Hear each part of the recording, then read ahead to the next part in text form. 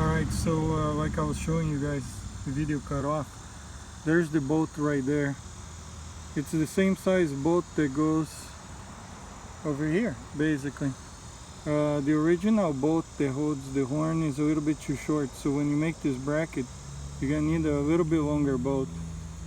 Other than that, you just put the horn bracket behind the new bracket, and you can see how the bracket looks like. It's just a piece of flat bar that I bend, and then just drill one hole over here for the horn bolt, and then one hole over here for the support for the shock.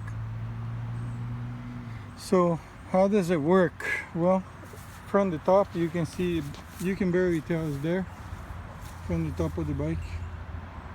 You guys can see my handlebars too. They're pretty cool. They're pretty nice handlebars. I think they're made in the UK, but they were sold on eBay. But anyways,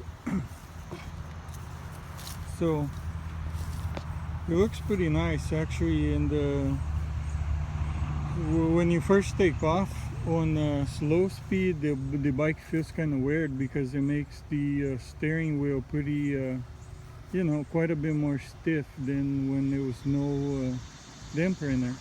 But once you start picking up speed, then it starts to feel really stable and nice. So you just got to get used to it. First it felt really strange, but then afterwards it was okay. But you can see how it works right there.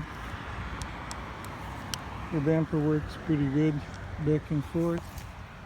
That's all the way one side, and then all the way to the other side. It works, and I like the way it looks too. So I like steering dampers. I had them on many bikes before, so that's it. Just wanted to let you guys see it.